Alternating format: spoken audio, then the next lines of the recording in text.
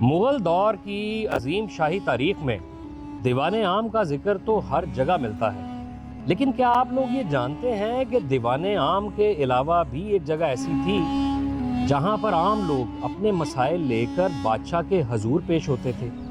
اور یہ جگہ تھی ارزگاہ۔ یہ ارزگاہ شاہی قلعے میں پکچر وال کے پاس موجود ہے۔ تاریخ کی کچھ کتابوں میں اسے انتظارگاہ اور ارزگاہ بتایا جاتا ہے۔ اندر داخل ہوتے ہی ہم ایک وسیع ہال میں قدم رکھتے ہیں۔ دلکش محرابیں اور طویل ستون، یہاں کی ہر چیز میں ایک شان و شوکت ہے۔ ایک زمانے میں یہاں کہیں بادشاہ کا تخت ہوا کرتا تھا، وہی تخت جہاں بیٹھ کر بادشاہ فریادیوں کے مسائل سنتا تھا۔ کبھی یہ حال شاہی امراء اور افسران کی سرگوشیوں سے گونجتا تھا، تو کبھی یہاں غریب کسانوں اور بیوپاریوں کی فریادیں گونجتی تھیں۔ ان محرابوں کے سائے میں شاہی محافظوں کی بے آواز موجودگی کا احساس ہوتا ہے۔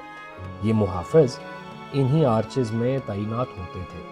ان کی تلواریں چمکتی تھیں اور نگاہیں ہر آنے والے پر گڑھی رہتی تھیں۔ ہال کے ایک گوشے سے ایک اور کمرے کا راستہ کھلتا ہے۔ جیسے ہی ہم اس کمرے میں قدم رکھتے ہیں، دلکش محرابوں کا منظر پھر سے سامنے آ جاتا ہے۔ دیواروں پر شمعدان، چھتوں کے پلستر کے پیچھے چھپے نقش و نگار۔ اس ارزگاہ کی حالت کافی بوسیدہ اور تاریخ کافی مسمار تھی۔ ابھی اس کی بحالی کا کام ہو رہا ہے۔ مغل دور میں یہ عمارت بہت اہم اور کافی دلچسپ تھی۔ اس ہال کے باہر دو جانب سیڑھیاں اوپر کی منزل کو بھی جاتی ہیں۔ یہیں باہر کہیں فریادی اپنے اپنے ہاتھوں میں اپنی درخواستوں کو تھامے بادشاہ کے حضور پیش ہونے کے لیے اپنی باری کا انتظار کر رہے ہوتے تھے۔ اس ارزگاہ میں حاکم وقت کے علاوہ ایک اور دلچسپ کردار بہت اہم تھا، جسے ارز بیگی کہا جاتا تھا، یعنی وہ شخص جو عوام کی فریاد بادشاہ کے سامنے سناتا تھا۔ ارز بیگی کا عہدہ شاہی سلطنت میں بہت اہم ہوتا تھا۔ یہ لوگوں سے ان کی درخواستیں لیتا، انہیں ویریفائی کرتا اور پھر بادشاہ کے روبرو ہر فریادی کی درخواست سناتا۔ وہی قدیم مغلیہ عہد کی سیڑھیاں۔ ان سیڑھیوں کا بھی اس عمارت کی تاریخ کو متنازع بنانے میں ایک کردار ہے۔ یہ انوکھی سیڑھیاں شاہ جہان کے دیوان خاص کی دیواروں سے اتر کر اس ارزگاہ تک آتی ہیں۔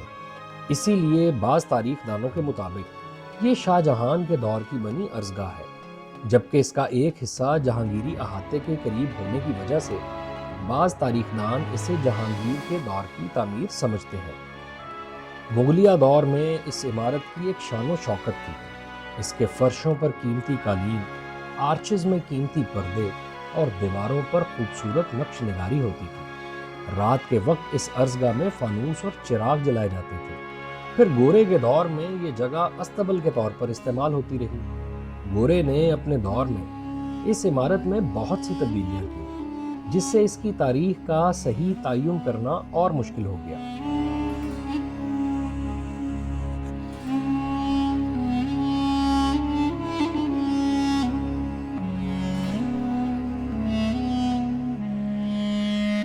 اب اس ارزگاہ کی مرمت اور بحالی کا کام world city of Lahore authority اور Aga Khan trust for culture کی طرف سے کیا جا رہا ہے، جو کہ جلد ہی مکمل ہو جائے گا، اور مستقبل میں ارادہ ہے کہ اس جگہ کو علمی اور ادبی سرگرمیوں کے لیے استعمال کیا جائے گا۔